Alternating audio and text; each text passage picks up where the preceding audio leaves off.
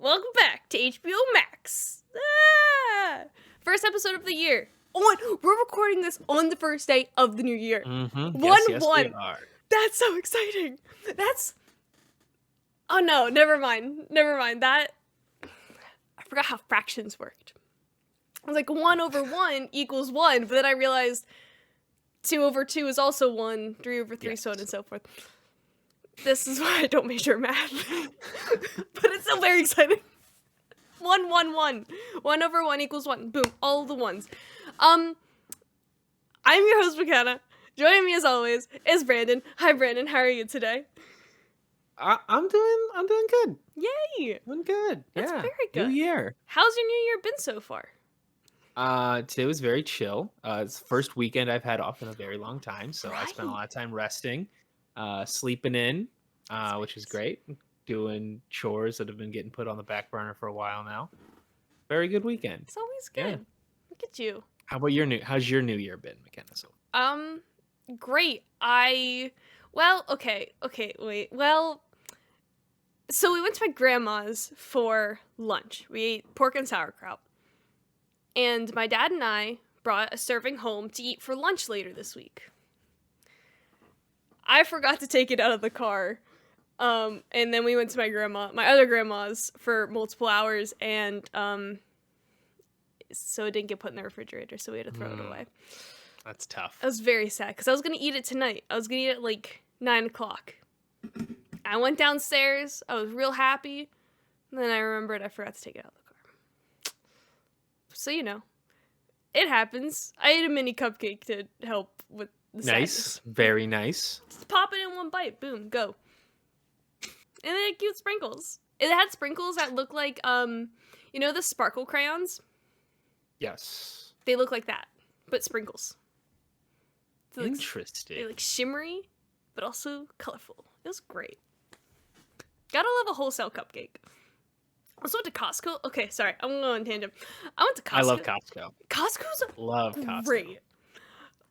And I ate so many samples. Yep. They had mini wheats. It was like 2 mini wheats and a shot of milk, and it was delicious. Had some yogurt, not as good. But then they had mini muffins, and those were delish. I think that I ate something else, but I can't remember what. My stomach didn't feel good by the end of it, but it's okay. It was worth it. Oh. Yeah, dude. So you didn't get food when you went to the Costco. You didn't go to the food counter, get a hot No, dog. We should have though. It looked good. It looked real good, and they have kiosks now, so you don't even have to talk to anyone. Really? So yeah. Well, we're high tech. Oh, it's over on the East Shore, other side of the river. They actually. So we just a new Costco just got built here. Ooh. I haven't been yet. It opened last month. So I'll report back when I go to the new Costco and see if there's kiosks. We could have breaking news. Breaking Costco news.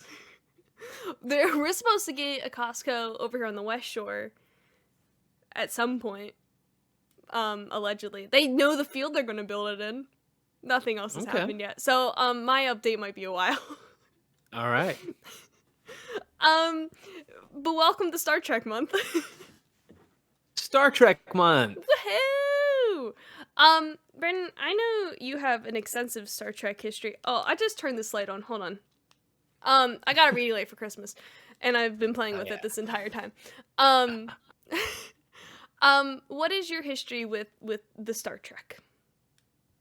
Okay, so I would have first watched Star Trek. I think the first thing I watched was Star Trek: The Next Generation, and that was something that was just on syndicated TV. That was a show from like the like early to late 90s. Mm-hmm. It ran for like 6 or 7 seasons. I can't remember which.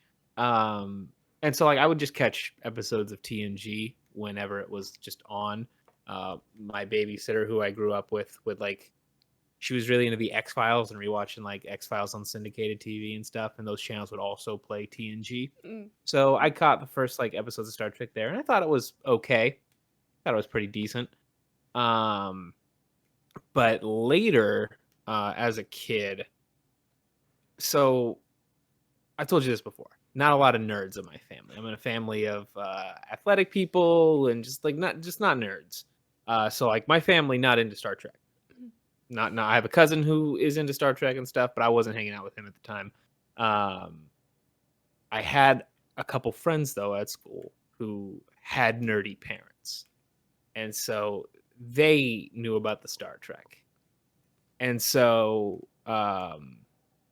Wrath of Khan and The Voyage Home were movies that I had heard about but never gotten to watch until, because like you just couldn't watch things back in the day, McKenna. You just couldn't watch things back in the day. Okay, there was no streaming. My parents only rented like a video or two a week from the Blockbuster and stuff. They weren't gonna get an old Star Trek movie from the '80s, so I never got to watch these movies until much later. And when I watched them when I was in high school, and these movies that we're gonna be watching this week are going to be like the first Star Trek I really, really liked. They are like the Star Trek that I'm super into. Is why I consider myself mostly an original series fan. Because after watching these, I went back and watched a lot of the original series, and then just throughout high school, watched TNG, watched DS9, watched all the other Star Trek series and stuff. And yeah, I just been a big Star Trek fan for a long time. It's a pillar franchise that if you're a nerd, you know about Star Trek. Not as popular as it used to be, but I love it. I think it's really good science fiction. I think most of the series are very good, and yeah, I'm just super into Star Trek. Woo. Yeah, I don't really have. Oh, I will say. Okay, wait. No, let me backtrack. My very slim line to Star Trek is that I had 2 Star Trek toys growing up from Burger King. Tried looking for them. We got a big bin of toys from McDonald's, like all the fast food, and we just threw them in there. And then obviously they're stored away now. Couldn't find them. I was very sad about it. I did find a bunch of other old toys. Like I found like Monster Inc. toys, and we got a lot of Barbie toys. No. Although I did. Well, I don't know what he was from. I don't think he was from Star Trek. Yeah, Star Trek. But his copyright, it wasn't the right copyright. So it's not. I don't know where he's from. He was just a random dude. And I broke the button on his back that made him talk. So I don't know who he's from. I don't know. I think the copyright date was like 05. So like. And he had like one of those things. Oh, wait, actually. He had like one of those things like on the bottom, like where you like, there's a picture. Oh, you can see it. Wait. Hold on, wait. Oh, it's upside down. Wait. This is cool. Look. Oh, wait, hold on. I don't know what direction. Can you see it? I think I see R2D2 there. Yeah, it's R2D2. So, yeah. Okay. I've never seen these before. I think my friend gave it to me. I think it's from a cereal box. But yeah, it's like, there's like an image in it. But I couldn't see the image in this guy's butt, so I don't know where he's from. I don't know. Someday. Send a picture. Okay. Send a picture. I bet I can identify him. All right, I'll dig him back out tomorrow. It was very exciting, but yeah, that's all I got for Star Trek. I didn't even I knew the basics of Star Trek, but I don't know the stories or anything. Like, obviously knew Spock and Kirk, and whatnot, but, like, nothing else. Nothing else? Nothing else. I don't even know a plot, other than Wrath of Khan. Don't even know the plot of a movie, or the television show, or anything. Well, so the TV show didn't really have a plot. Okay. Right? The TV show was the Enterprise was sent on a 5-year exploratory mission, just going around checking out new planets, new aliens. They would get called on to take care of a thing because they were the only ship in the mission or whatever. And it's just like a thing of the week episode. They show up on a planet. And it's like classic sci-fi. It's very like almost like Twilight Zone-esque. Where it's like the episode is usually an analogy or a metaphor for something, very Twilight Zone style. And yeah, because that's kind of just what science fiction was back in the day. It was like a way to talk about things that you wouldn't necessarily be able to, make a regular TV show about. But if you you want to talk about race relations in the 60s. They're not just going to let you do that on TV. So you use aliens instead of, other kinds of, people. And all of a sudden you can talk about whatever you want.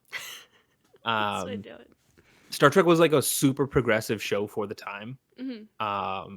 It was one of like the first major TV shows to like have a black woman as one of the main characters, an Asian man in a important part.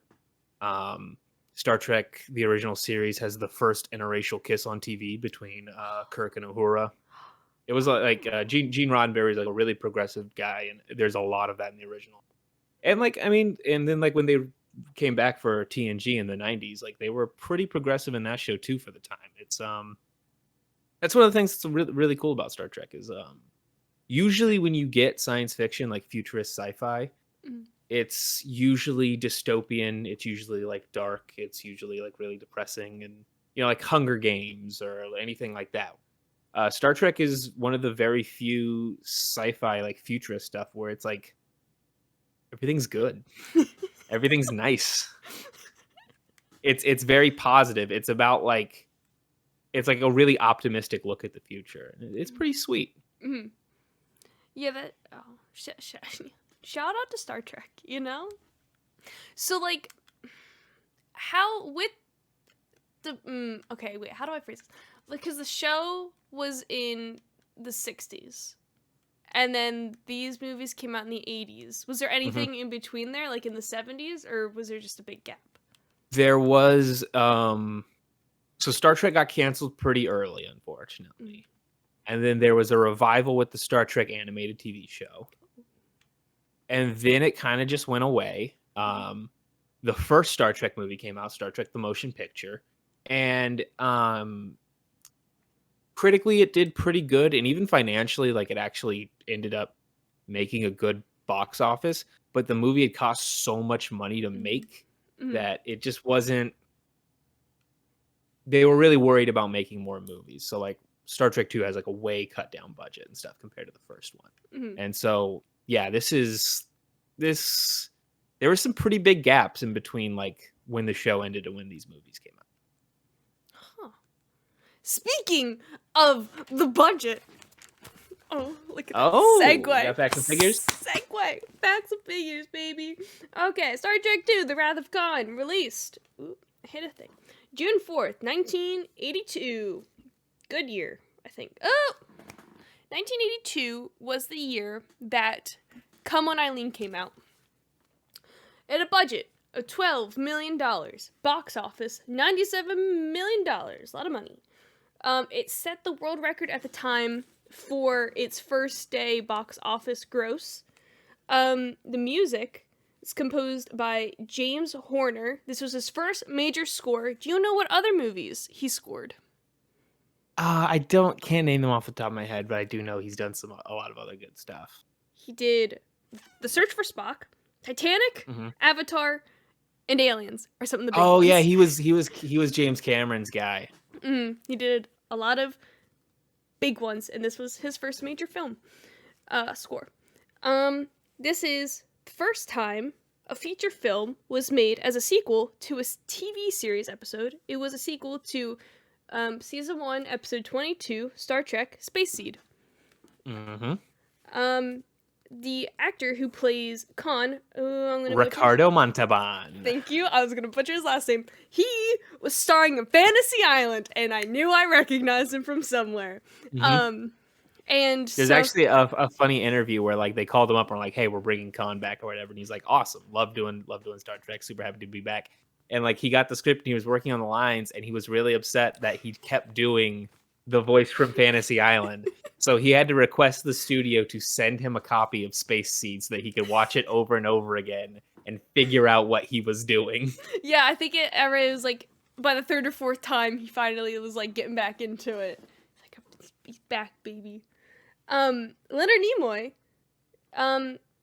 didn't know that the coffin would be put on planet Genesis, which I'll come back. I'll circle back around to that because I realized something while doing facts and figures and what I said to you. But because I connected dots.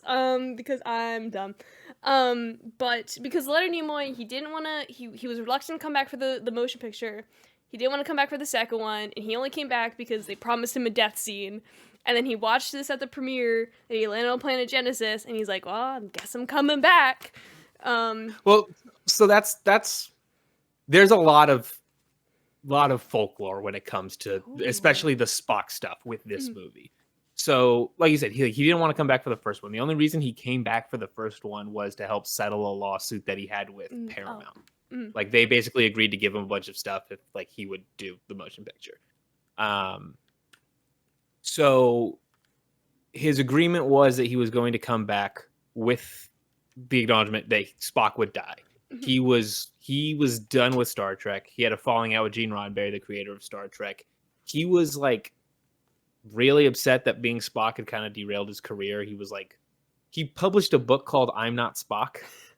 And like he had like a really bad relationship with the franchise and the character at the time. Part of there's it's strange because essentially it was Spock's death was like leaked before the movie came, right? Very early on in the production.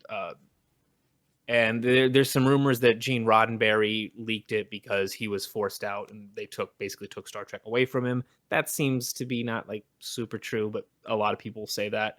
Part of the reason the movie opens with a fake out Spock death is because they knew that audiences would, especially Star Trek fans, would probably be waiting for Spock's death.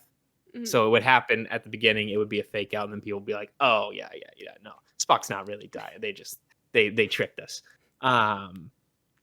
Over the process of making Wrath of Khan, Leonard Nimoy really got back into it.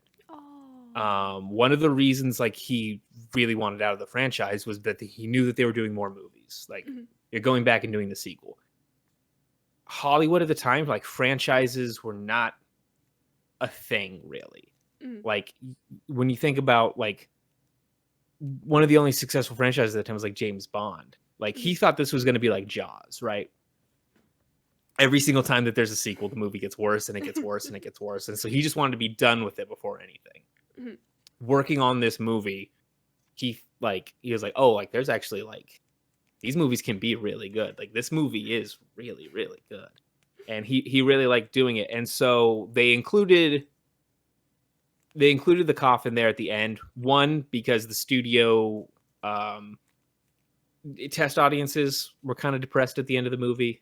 And so they wanted a little bit of a pick-me-up at the end. But also there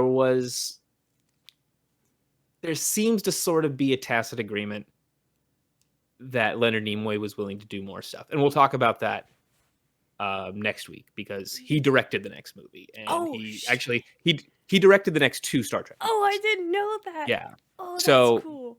Yeah, we'll talk more about it last week, but he was pretty back into Star Trek by the time this movie wrapped up. Oh, ooh, okay. That's good. Shout out to Leonard Nimoy. R.I.P. R.I.P. I didn't realize he passed away in 2015. Like that feels like it just happened because I remember. Obviously, I mean, I knew who he was and everything. He was like the only person that I really knew from Star Trek. It's like, oh shit. Nichelle Nichols passed away last year. I saw that too. Yeah, because I was looking through. I can't remember, but it was something because I went down a lot of Wikipedia rabbit holes when I was doing research for this. Like I probably spent a whole extra hour just looking at people's Wikipedia pages, and I was on someone, I think the man who created Star Trek. You said his name a million Gene times. Roddenberry. Him. He had his ashes in space, like sent to space or whatever, and they did. And I was like looking at the list of other people who. Yeah, I think we only have Shatner's the only one left now. Yeah, I noticed that too. That's really sad. Yeah, I remember when James Doohan died, Scotty.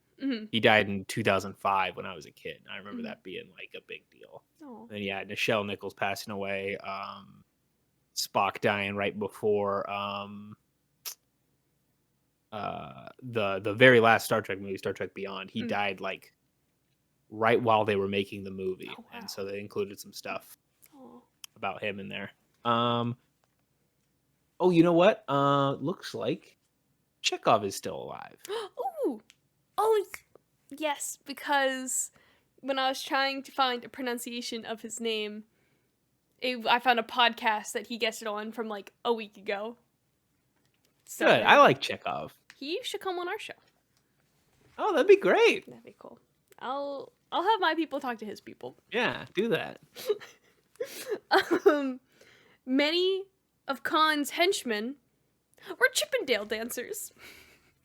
Oh, that makes a lot of sense. It does make a lot of sense.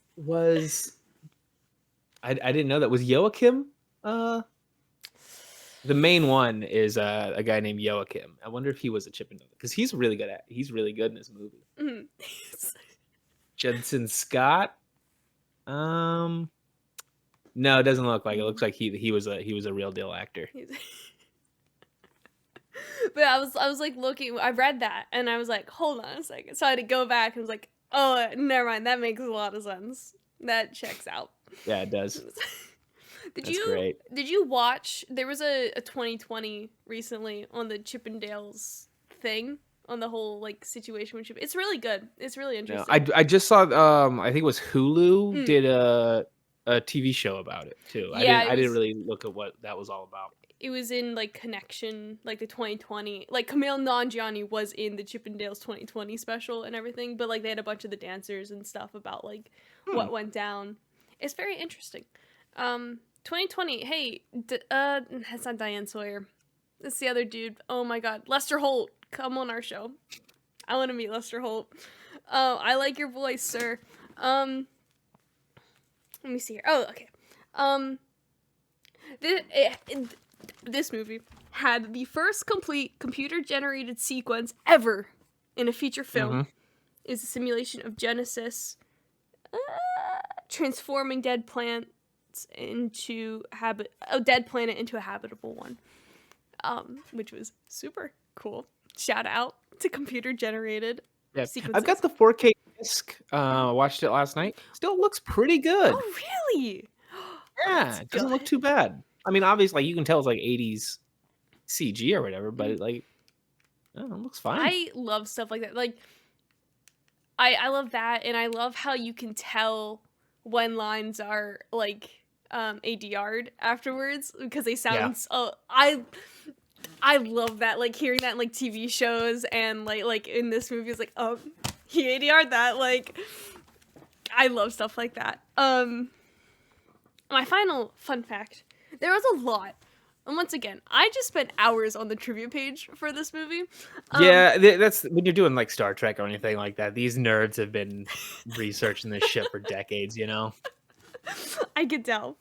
The I'm gonna butcher this thing. The SETI eels? CETI. SETI. SETI? Oh, look at that. SETI eels. So when it was a close-up of the ears, it was just a big old replica. Yeah, I have that written down in my notes because I was gonna bring it because one of my favorite effects. Like you can look up the picture of it. It's like on a big old poster board. They just built a model ear that's like this big. There's apparently also a true to scale Q-tip also with the ear that goes with the ear, which is just amazing. Yeah. That's how can we get the ear on the show? Can we get that ear? I don't know if it's still around. Oh, let me see if I can figure out what happened to the Wrath of Khan ear. That seems like something that would go in the Smithsonian. They got everything else. I agree. That probably should. We can go visit it because the Smithsonian is on our list. Where's that? Not seeing anything about it. That's a shame. Damn shame. Maybe if we get Chekhov on the show. Yeah, we could ask him about it. We can ask him about the ear. And that concludes all of my facts and figures.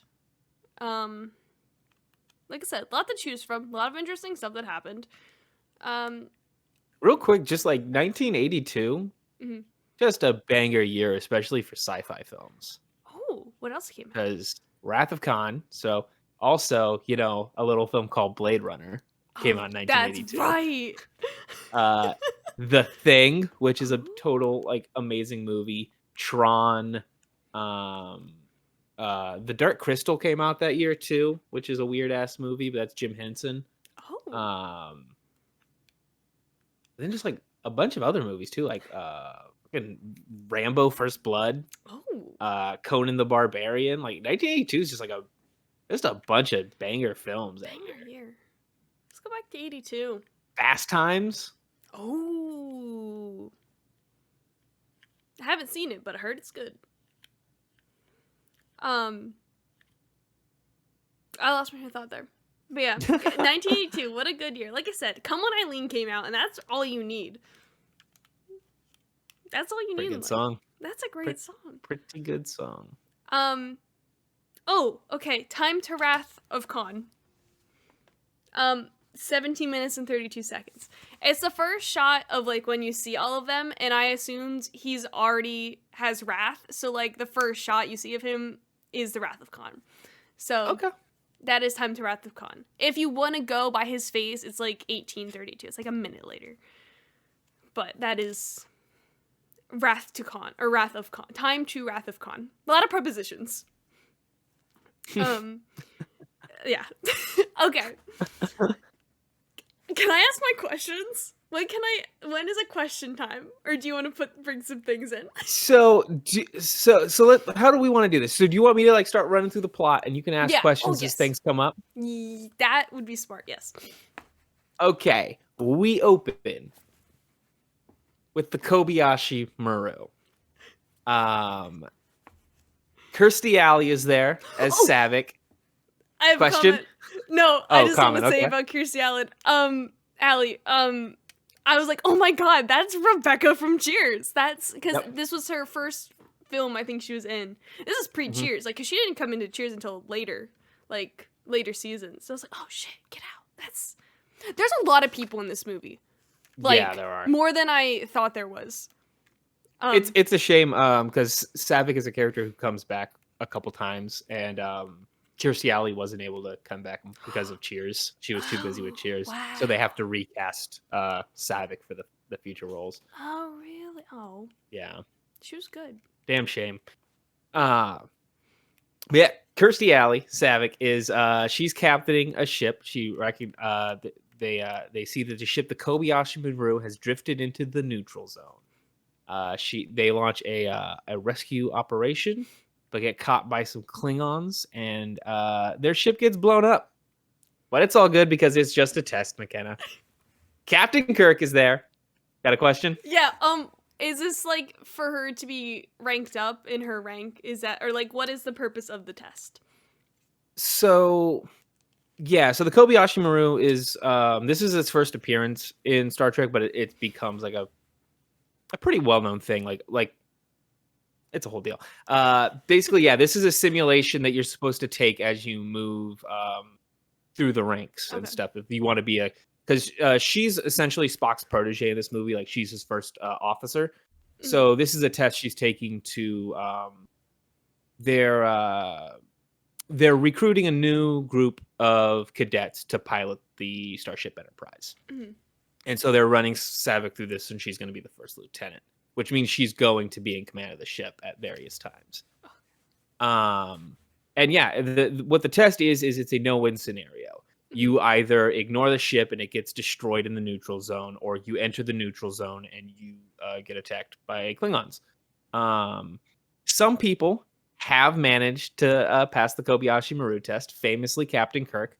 One of my favorite things about some Star Trek novels is that they'll just like make up captains in some of these other ones, and oftentimes the writers will come up with new and interesting ways for people to pass the Kobayashi Maru test. Ooh. My favorite, I can't remember what book it's from, and I can't remember what captain it is, but the way that he passes the Kobayashi Maru test is he flies in, he blows up the Kobayashi Maru, and then leaves. That's amazing. And they ask him, like, why would you do that? And he's like, well, there was no reason for them to be out there. So either one, it's a trap, and they're not like they've been lured out there, or they're going to die anyway. So if we blow this up, I can blow up one of the Klingon ships, and then they won't get captured by Klingons. They're going to die anyway, so I might as well blow it up and save my ship. And they're like, okay, good enough. That works. There you go. Yeah. That's awesome. So yeah, Savik's failed the no-win scenario. She failed the Kobayashi Maru test. Kirk is not too happy about all these cadets piloting the new Enterprise, but he and his crew are too old. He says, what does he say? Gallivanting around space is a game for the young. Cut to, it's Kirk's 50th birthday, Makenna. Woo! This is sort of important because, like I said, it's been a long time since the end of the series, almost 20 years.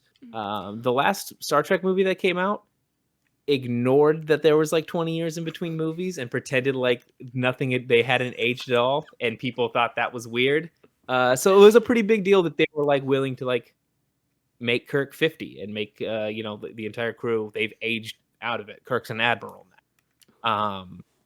Bones, Dr. McCoy gifts Kirk some reading glasses, and because he's allergic to the things that fixes your eyes, he can't do it, so he's got to have real reading glasses, which I love. There's a scene with the reading glasses later that I'm going to bring up because I love it so much. Spock has gifted Kirk an antique copy of A Tale of Two Cities, which is also fairly important. We'll get to that later. Cut to the Starship Reliant is searching for a planet to test the Genesis project on. They come across SETI Alpha 6, which they want to test it on because it has no life, but they're getting some weird tests that, I don't know, they call it like preeminent matter. I don't know what that means, but they're not allowed to test this on anything that has life. So they're going to beam down. They're going to check to see if it's something that they can just like pick up and move, and so that they can test this, and so that they can test Genesis with it. Chekhov and his captain go down to SETI Alpha 6, and they find the thing that's picking it up. It's a shuttlecraft. They go inside. Nobody's there, but it's decrepit. There's a cool bookshelf. We're going to talk about the bookshelf, Makenna. We're going to talk about all these books. There's a lot of books in this movie, and they're important. I'm so ready. But Chekhov sees what the name of where this vessel came from, and it's the Botany Bay, Makenna. The Botany Bay. The Botany Bay. Isn't that in Canada? I have no idea. That's Baffin Bay. I don't know. Sorry, keep going. And Chekhov knows where the Botany Bay is from. Of course, it's from the episode of the original series, Space Seed, in which the Enterprise encountered the Botany Bay drifting through space. And on it was Khan, Khan is a genetically altered superhuman from the 1990s, Makenna. Whoa. Yeah, a long time ago. I think Khan was supposed to have fled Earth in like 1996. Oh wow. Or 1998, somewhere around there. But basically, yeah, he's genetically altered, and he was one of the leaders who conquered the world during the Eugenics War, and eventually, he was overthrown. He used to rule like India and most of Eastern Asia. He was kicked off the Earth. People didn't know that he had fled. Like, he secretly like fled into space and just like cryogenically froze himself. Was found drifting. After he was unfrozen, he tried to take over the Enterprise, and almost succeeded. Got pretty close. He got outsmarted by Kirk and banished to SETI Alpha 5. Back in the movie, Khan has showed up, captured Chekhov, and revealed that McKenna, this is SETI Alpha 5. It's like we're in the movie. Man, Ricardo Montalban is just killing it in this movie. Good. He's so good, and just like spends most of the movie just straight bare chested. Dude, I read a thing about how like people didn't know if it was real or not, and it was on like Johnny Carson or something. He was on Johnny Carson or some late night show, and he was like, "Nah, I just did a lot of push-ups." Yeah, he got jacked for this movie. Good for him. him. He looks great. The hair, the white hair, it's all like So good. 80s frizzed out. Yeah, Oh, he yeah. looks awesome in this movie. He puts these weird baby eels inside of Chekhov's ear I that could watch it. make him open to suggestion. Like we said, this is the effect with the big ear. And he uses Chekhov and his captain to steal Genesis. He goes to the planet where Genesis is. He's trying to get it. The scientists who are working on Genesis get a hold of Captain Kirk, wondering why Starfleet is trying to steal Genesis. Kirk, unfortunately, while evaluating the Enterprise, has to take the Enterprise out to go investigate this entire situation, where he is ambushed, Makenna, by Khan. Ah!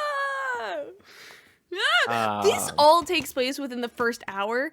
So much stuff. So much jam packed. this movie, this movie moves. It does. And it doesn't feel like it's rushing at all. Mm-mm. It's just like It's fast.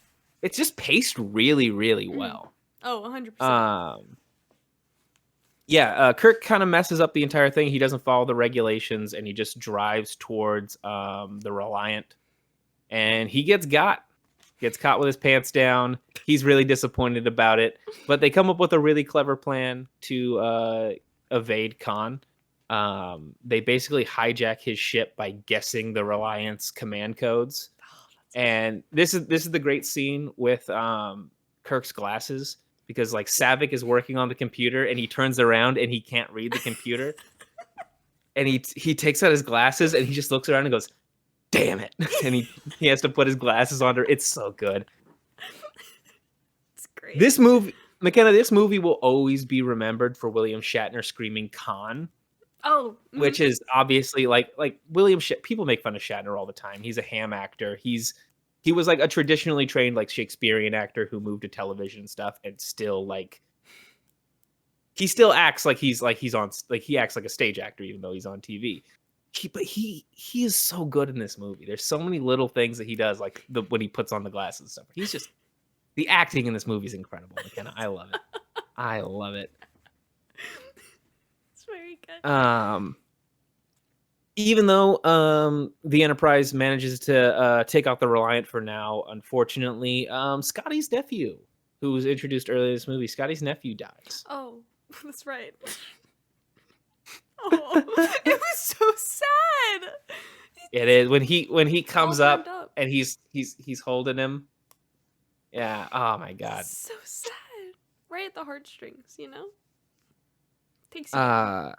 Yep. Kirk, Savick, and Bones go down to the planet to go check out Genesis, because Khan doesn't have Genesis yet. And what Genesis is, McKenna, is it's like a bomb that wipes out like an entire planet and then like terraforms the entire thing in like a minute, which is pretty neat. But it's also like it's also like the worst weapon that you could ever use, because it will just destroy an entire planet. So if you've ever dropped it on a live planet, it's not something you want Khan to have. No. So the scientists have like, they've all like been tortured to death protecting Genesis. Kirk reunites with Chekhov and the other captain, and they go looking for Genesis at the planet below the space station, where they run into Carol and David Marcus, the scientists. Oh wait, sorry, keep Who going. are doing the Genesis. Hold on, keep going. My question will come in a second. Chekhov, though, still has the brainworms, and they try to turn on Kirk. Khan steals Genesis. The captain fights the brainworms and shoots himself to death. And then Chekhov's brainworm just like runs away. Yeah, another gross scene. Poor Chekhov. Like, do you have that fear of like when you sleep and you think bugs are going to go in your ears?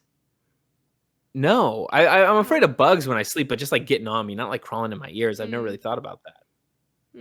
Yeah, I have a few times. I used to sleep with a blanket on my head with a little opening for my nose and mouth. I was really worried. No, I was like middle school. I was terrified. It's a good thing you didn't watch this movie when you were a kid then. No. I would have shit myself. it didn't help that I have a bunch of posters on my walls, and they fall on me every so often. So it's like, terrifying. I hate sleeping. Never know what's gonna happen. You don't know what's gonna happen when you sleep. Oh my god. I woke up with my glasses on the other day because I guess I had a dream that I need my glasses on. Sometimes I like So you didn't fall asleep with your glasses No. on. You put them on while you were sleeping? Yeah, that's happened a few times. Like I'll have dreams because I get those dreams where it's like, I mean, I've texted you a few times where it's like, Yeah, I'm you half text asleep. me while you're sleeping. It's weird. And I never remember. It's like in the back of my head. I'm like, I think I texted someone, but I never know who it is. And it's been you lately. But like sometimes I'll have dreams where there's bugs in my bed, and I run out to the hallway, and then like I need to put my glasses on because I need to search my bed for the bugs, or my ceiling. And like I have planets on my ceiling, so like, well, my glasses on, they look like bugs. And I have stars. They're bugs on my ceiling. And then I'm sleepy and I go back to bed. But anyway, I'm sorry. Continue. Incredible. Absolutely incredible. I don't like bugs. Yeah, so Khan steals Genesis. We get the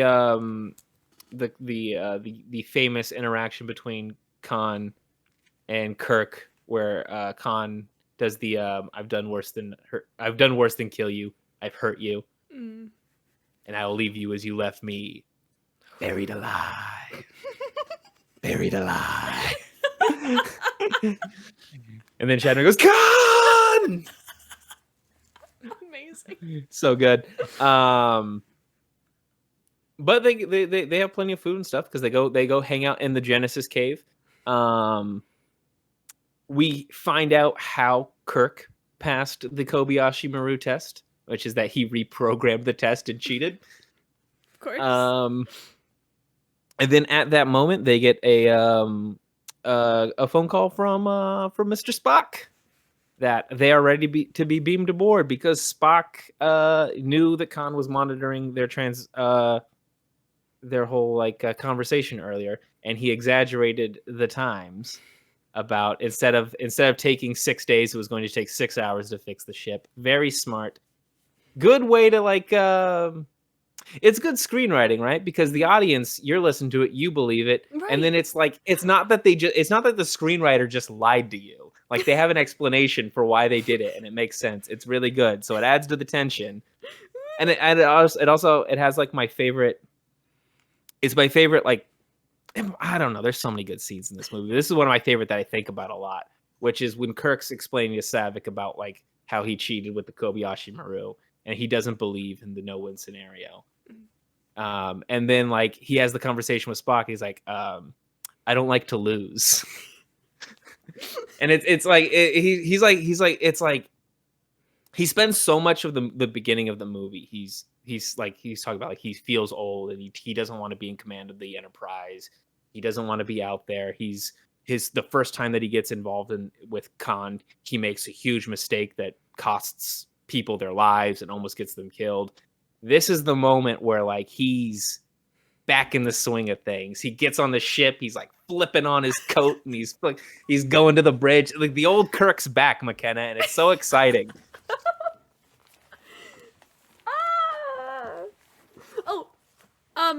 Question. Okay. So, okay.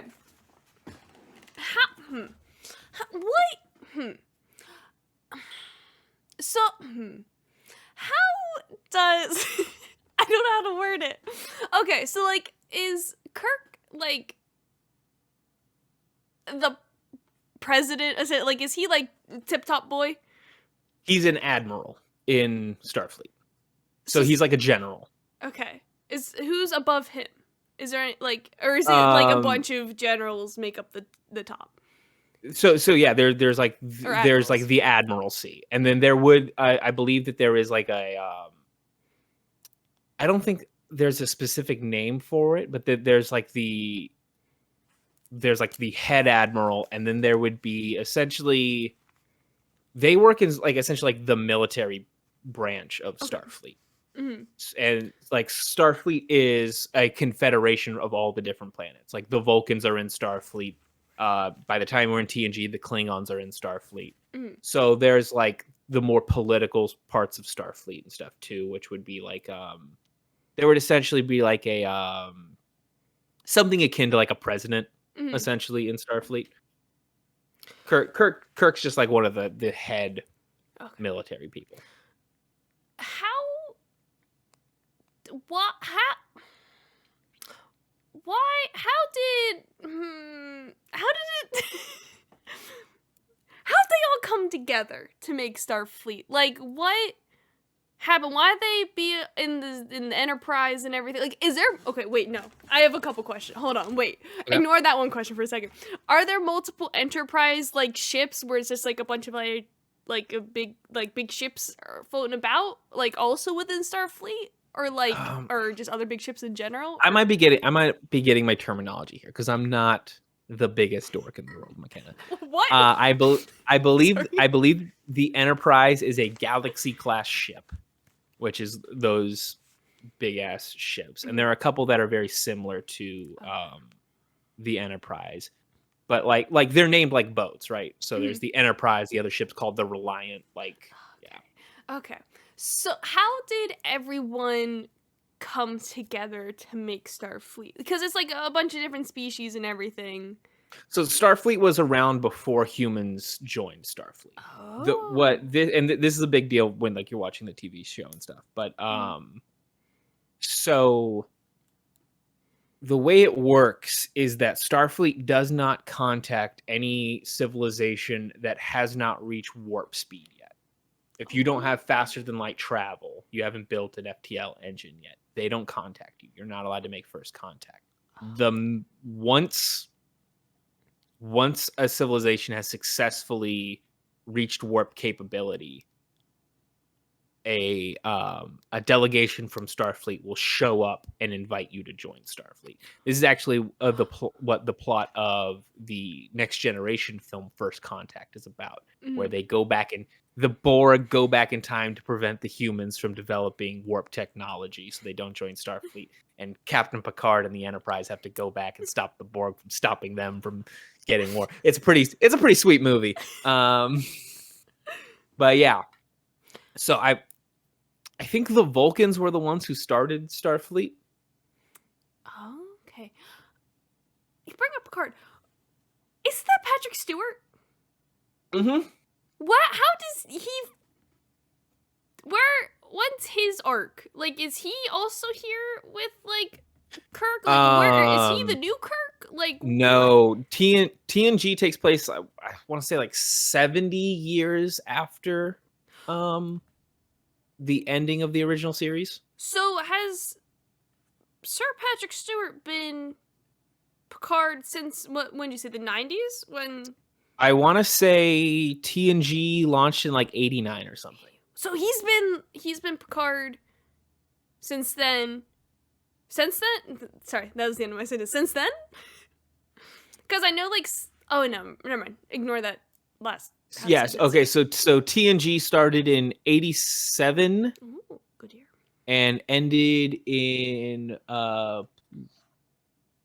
94. Wow. 94. That's when you were born. I remember it being like deeper into the 90s. I guess those were the movies that were coming out then. And then so like did TNG work sort of similarly to like this version of Star Trek where it was like a TV series and then there's like a bunch of movies that came after it? Or they had started making movies in like, let's see, Generation. No, I guess it was at the end. I thought Genesis had come out. So yeah, their first one was in 90. The first movie was in 94, Star Trek Generations, which was Kirk meeting Picard. Yeah, and then they got 4 movies. Oh wow! Wow, that's a lot. And then, isn't there a new Star Trek series out right now? Because I think Jason Isaacs. There are a couple. Oh. Yeah, there's what is it called? Star Trek Discovery and Star Trek Strange New Worlds. Oh. Both of those are going on right now. Interesting. Because I remember seeing a commercial when I was into Big Brother because I think one was like CBS or something, and Jason Isaacs is in it. I was like, oh, that's Lucius Malfoy. He's in the Star Trek Yeah, thing now. he's in the, I think, just the first season of Star Trek Discovery. That'll do it. That'll do it. Maybe he's in more. I don't know, but Jason Isaacs, come on the show. He'd be cool. he would be cool. He's like a nice guy. He does. I think. Okay, that's okay. You can commence with the Okay. Yeah, I mean, we're almost done. So, Kirk is fleeing, and he like baits Khan into following them into this nebula. Once you're in the nebula, like they can't turn their shields on, they have no visuals, they can't use any of their like comms or anything to like tell where the other ships are, and you get this really cool old school naval combat segment that was inspired from like Horatio Hornblower novels and stuff. Like they wanted it to have the feel, or even like two ships being in like this like a storm together, like fighting, or like two submarines, and like they can't see each other. They're making it's a really cool sequence of just like watching these ships like fly by each other, and they're not seeing each other. It's pretty cool. Kirk eventually defeats Khan by exploiting Khan's lack of knowledge of essentially like fighting in spaceships. Khan thinks in like 2 dimensions instead of, so they use basically the Z axis. They drop way down, and then they wait for him to pass over, and then they come up from behind him. It's pretty smart.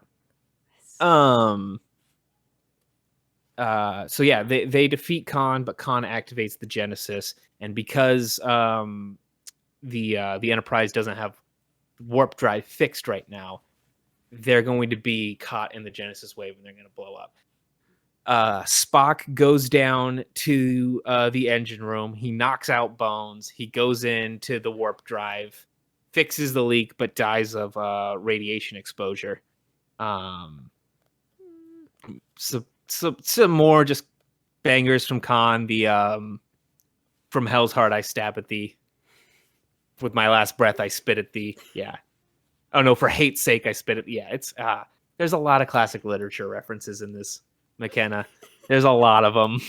And then Spock dies, and it's super sad. It's really sad. Leonard Nimoy delivers the famous line, "I have been and always shall be your friend."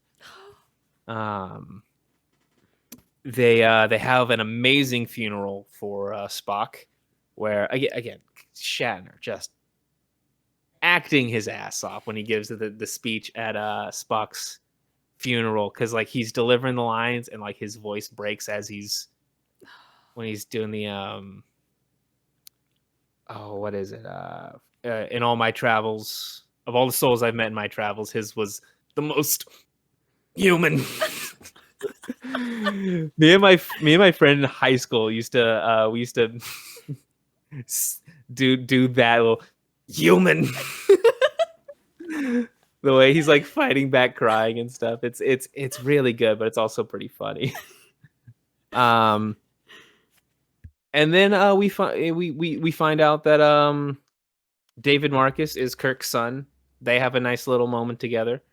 And Makenna, he goes to read A Tale of Two Cities, and he puts on his glasses. And what's wrong with he broke his glasses, Makenna? You can't read now.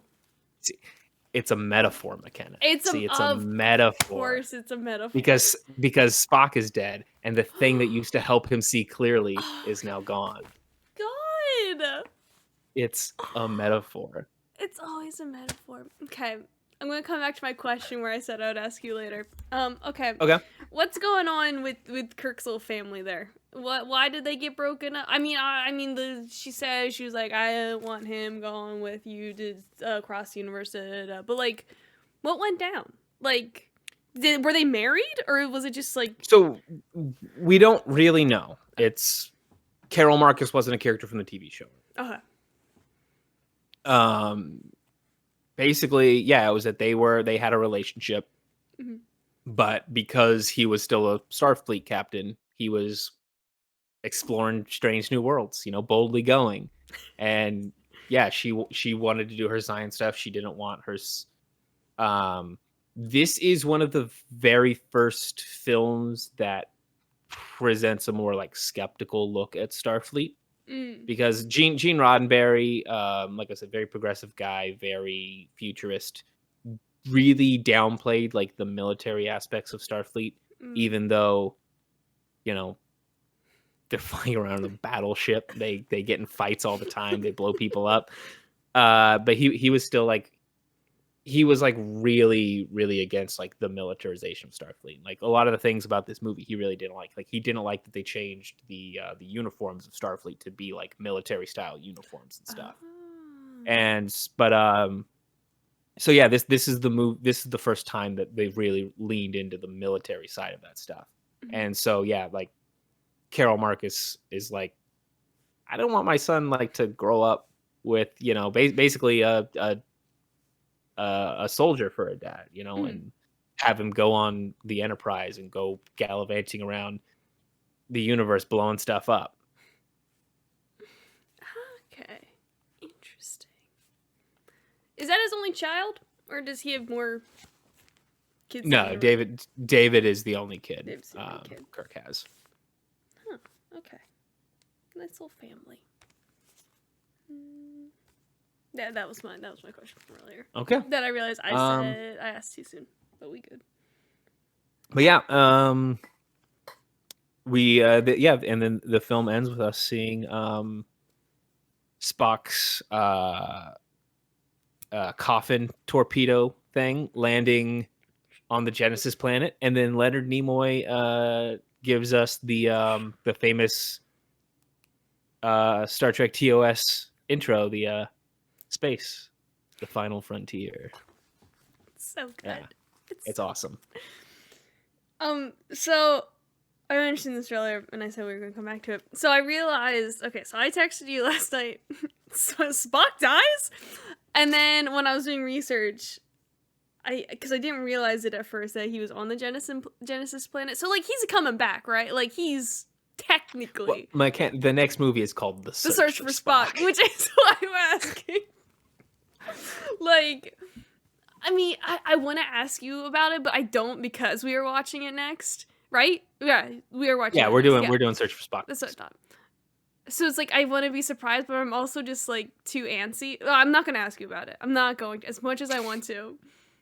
As much as I want to ask you all the questions, We just gotta wait a week. I will wait. Patience is not one of my big virtues. Okay. I got other questions. Okay. So the different species, what can you compare and contrast them to humans? Like I guess particularly like the Vulcans. Kinda, yeah. Vulcans are generally smarter than humans. They're physically stronger than humans. Their main deal is that they're like generations and generations ago, their species decided to repress all their emotions and focus on devoting themselves to logic. Okay. Interesting. Now I read Spock is half human, half Vulcan. Yes. How? So how? Like, was his parents on? Were his parents in the Starfleet? And like no. So I don't know if there's too much about, because I know what they do in the J.J. Abrams versions or whatever, but I don't know what like the canon. But basically, yeah, like it's just like his dad and his mom, a human and a Vulcan, who met because they're flying around, they're doing business and all kinds of stuff together. Like we have like that's the thing about Starfleet, is like a vast interconnected society and stuff. And so yeah, they I believe Spock's dad was the Vulcan ambassador to Earth. Oh, I think I remember that being a thing. interesting. Huh.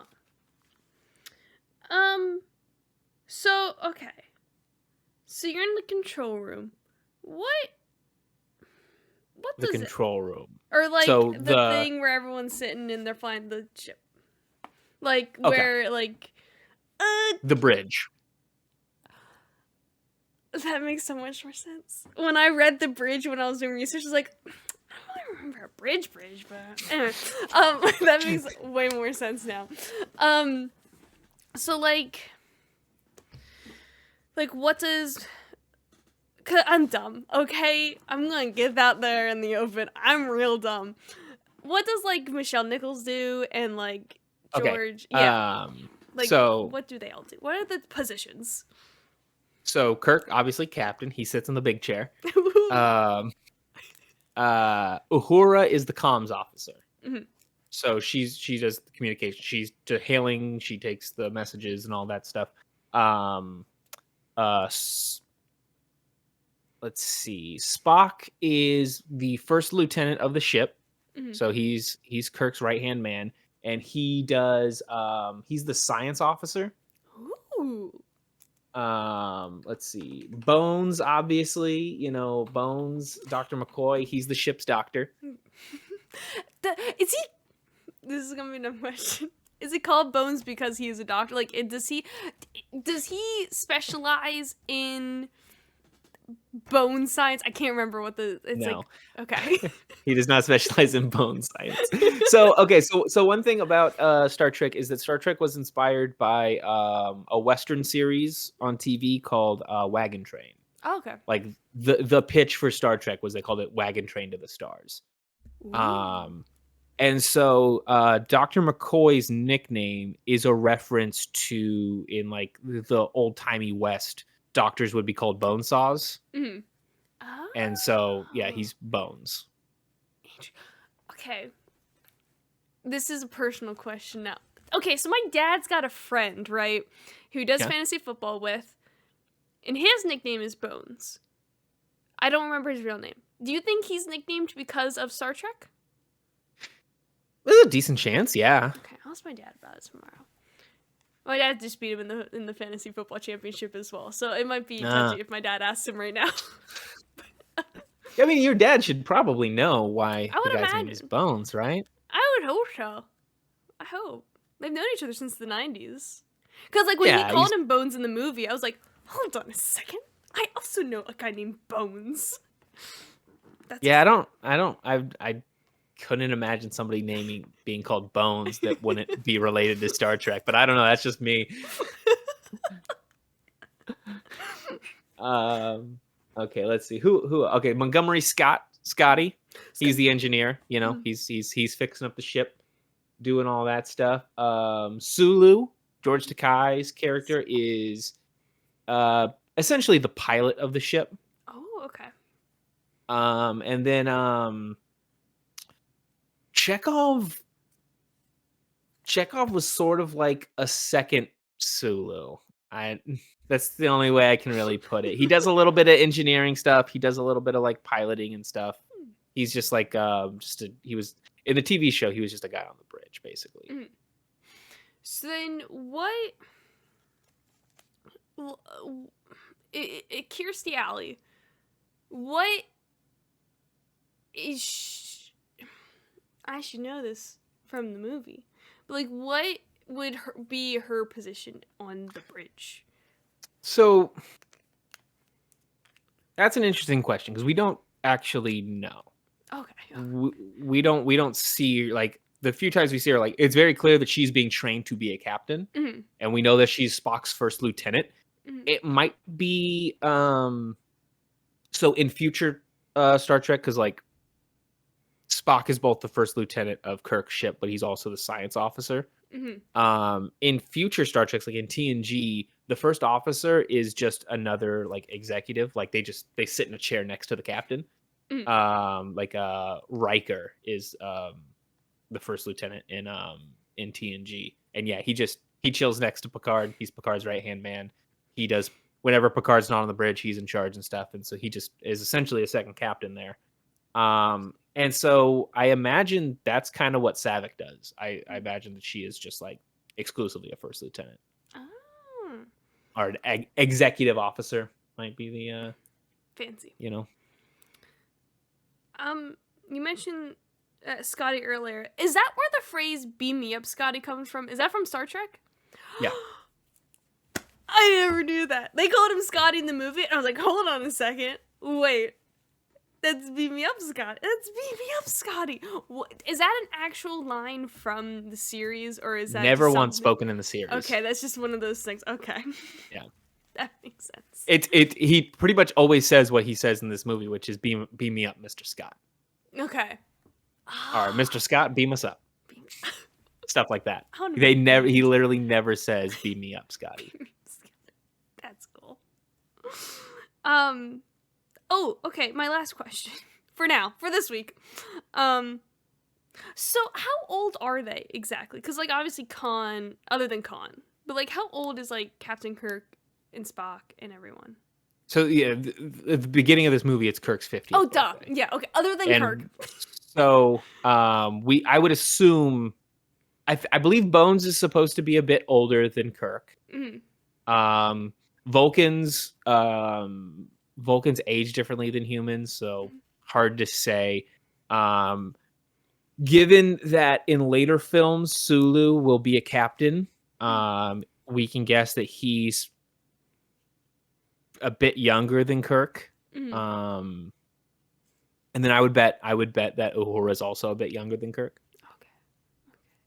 Because, like, for some reason, I was thinking they were all just super old, other than Kirk for some reason. I was like, oh, everyone's been alive since the 90s. Well, yeah, like it's been 20 years since they all served on the Enterprise, so they are all older. They're all older. Okay. That makes way more sense than what I thought in my head.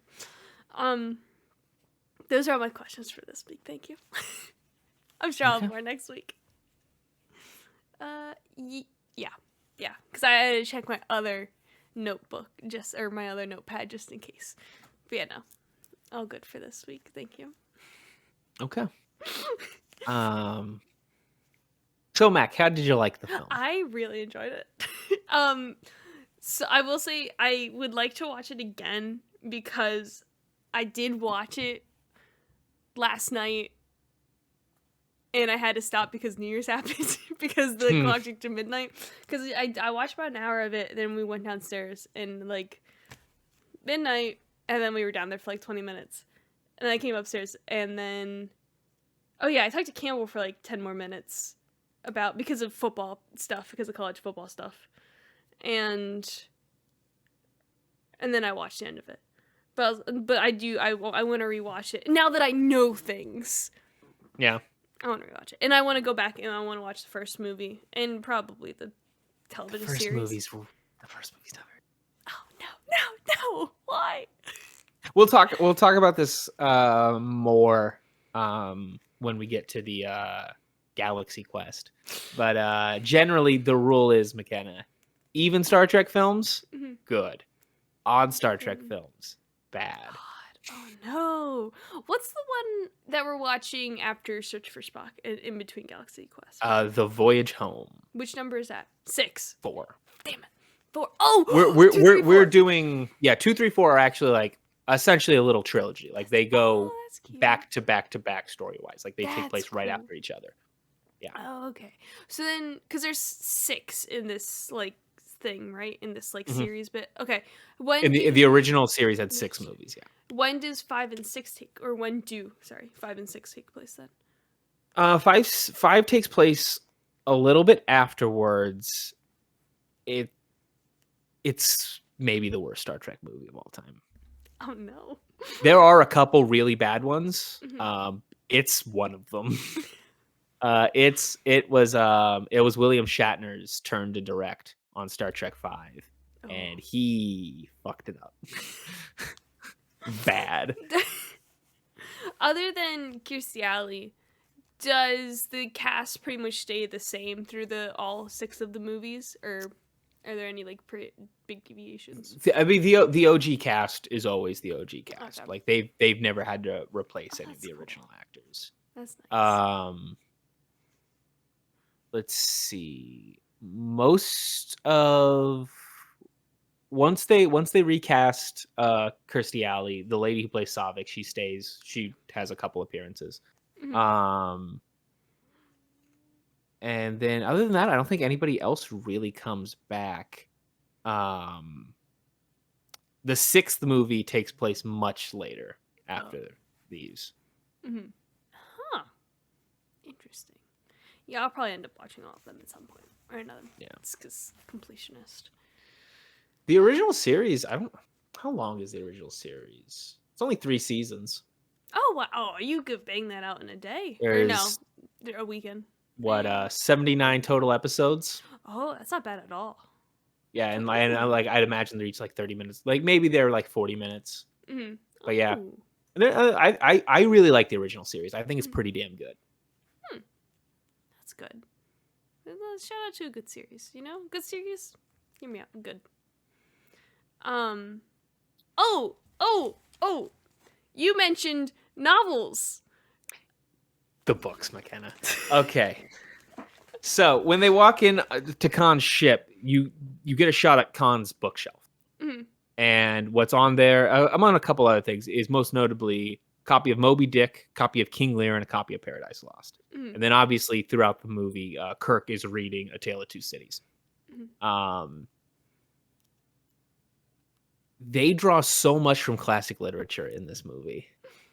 It's like they're constantly like quoting classic literature. A lot of people like will mention that Khan is a character who is inspired by like Captain Ahab or by King Lear or by Satan in Paradise Lost. It's less that the character was written inspired by those characters, and it's more that Khan himself is literally inspired by them. He's been trapped on a planet for like 30 years, and he's just been rereading those books over and over again, and that's why he quotes them constantly. Like the one of the coolest fucking when he does he takes a Moby Dick and then repurposes it for space thing. So it's he tasks me. He tasks me and I shall have him. I'll chase him around the moons of Nibia and around the Ataris Maelstrom and around Perdition's Flame before I get him. That is almost, except for he takes space references instead of nautical references. So it's the Antares Maelstrom instead of like what is it, the Norway Maelstrom or whatever. Mm-hmm. He's quoting Moby Dick. He's quoting, from Hell's Heart, I stab at thee. And the space seed ends with him quoting Paradise Lost when Kirk Spanishes him, and he says, "Better to reign in hell than serve in heaven." So like, he's constantly doing that. It's very. And then at the end of the movie, Kirk quotes A Tale of Two Cities. In response to Spock sacrificing himself, he says, "It's a far, far better thing that I do than I have ever done. It's a far better rest I go to than I have ever known." Which is, at the end of Tale of Two Cities, if you've never read it. A guy sacrifices himself so that his friend can run off with his love. And yes, Spock sacrifices himself so that Kirk can go off. He's got a family and all that stuff now. It's pretty great. It's to describe it, it seems insane that they went, we're making a Star Trek movie. Let's fill it with references to classic literature and let's make it an epic film that's like Shakespearean in the way it plays out and with the performances and with the writing and stuff. But it's just so goddamn good. And like I mentioned Joachim earlier. Joachim is essentially serving as Starbuck to Khan's Ahab. Like there's so many details like that, and it's so goddamn good. If people want to read these classic novels or the Star Trek novels, what a segue! I'm chock full of them today. there you can, if you want to listen to them with your ears, you can go to audibletrial.com/HBO Max, MAKS, all lowercase. You get one free audiobook a month. You can keep it. Like, even if you don't like it or if you love it, you can keep it no matter what. You get a 1 month free trial, and it helps support the podcast. So, you know, if New Year's resolution, you want to start reading/listening to books, here you go. Here's your opportunity. Brandon, I know you love audiobooks. I do a lot of audiobooks. I'm gonna read quite a few audiobooks this year. But some of the best audiobooks I ran last year, if you're like Star Trek, if you've been really into Star Trek, you like sci-fi, I recommend you pick up the Expanse series on Audible, because the performances are great and those books are fantastic. They're really great sci-fi. So if you're into Star Trek, the Expanse is a good place to go. There you go. It's audibletrial.com/HBO Max, HBO Maks, all lowercase. Support us, please, if you want. Thank you. Look at that. See? We're official. That was excellent. That was great. That's as good as it's gonna get. It's... Oh, okay. So just so we don't miss any more quotes back, because this movie is just full of banger quotes. Banger quotes. One of the most popular ones that endures so far. The needs of the many outweigh the needs of the few, or even the one. Mm-hmm. Great. Oh, this movie's so well written. Another fun one that I just love is when Khan says, Kirk, my old friend, do you know the Klingon proverb which says revenge is a dish best served cold?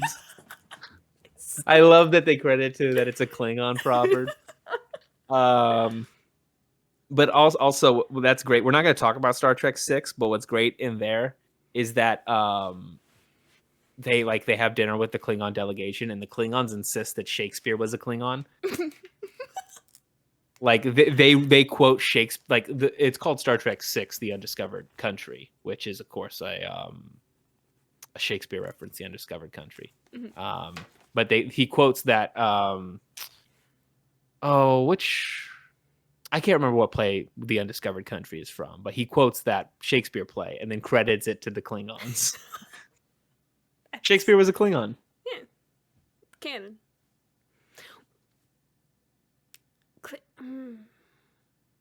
There's they established Klingon as a learnable language, right? Klingon is a real language. We'll talk about that next week.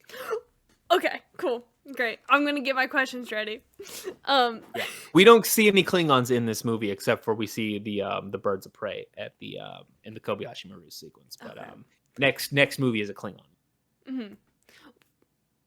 Oh, they're called the Krang. Never mind. I thought that's what the bad guys in Teenage Mutant Ninja Turtle were called, Klingon, for some reason. I thought it was just a fun reference. No, that's Krang. That's Krang. Yeah, no, wrong. Yeah, a lot of K's. Do you have any final notes that you would like to discuss? This is just one of my favorite movies. I watch this movie all the time because I'll just start thinking about it, and I'll be like, I want to watch that movie again. There's so much stuff to think about with this movie because it has so many amazing quotes. It has so many amazing sequences and stuff. It's an action blockbuster that doesn't have a lot of action in it. Mm-hmm. Like, it's mostly sitting around talking about stuff, but they make it really intense. And they make it really, really interesting, and all the writing's great. All the performances are great. I think Khan might be the greatest villain ever. Just like with Montalban's performance, the way he's written, the real pathos behind the character. Like, Khan is just a dude out for revenge. Like, he's not trying to,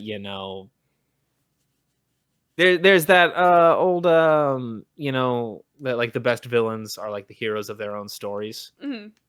Yeah. And that's sort of true for Khan. Mhm. He is definitely the hero of his own story specifically. But it's not like, he's trying to like accomplish anything or like, take over the world so that he can, fix something. It's no, he just wants he wants Kirk dead. He wants to punish Kirk, and it's awesome. I love it so much. And like I think that this might be the best movie adaptation of like an existing franchise. Mhm. Like because they don't you haven't seen the J.J. Abrams Star Trek movies, but they're so just like an action movie. They're like every movie that comes out, and like, which is like fine. Like you want to do an action movie sometime, but the fact that they went in to do a Star Trek movie, like somebody got hired to write a Star Trek movie, and they were like, I'm going to make this like, you could take the Star Trek out of this and it would hold up as a film. Like it doesn't need to be a Star Trek film. It's just like really, really good.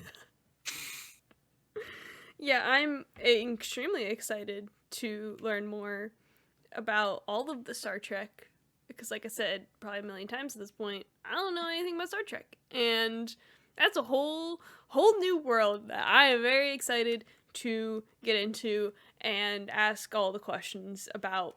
So yeah, I'm very much so looking forward to January. This is the first day of January. We got 31 days of Star Trek.